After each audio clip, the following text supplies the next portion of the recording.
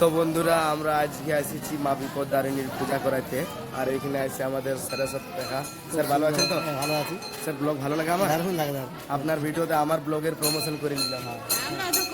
হ্যাঁ করো। আচ্ছা আচ্ছা, আমিও অ্যাড হয়ে গেলাম তোমাদের ব্লগে। তো বন্ধুরা আমার ব্লগ কে দেখো তো অবশ্যই কমেন্ট করে জানাবে, আর যারা যারা দেখো না জিতেন গরাম ব্লগ সার্চ করে দেখে আসবে।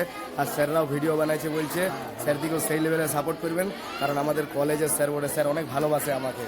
ঠিক আছে স্যার, শুধু আমাকেই লই, প্রত্যেকটা স্টুডেন্টকেই ভালোবাসে সেই লেভেলের।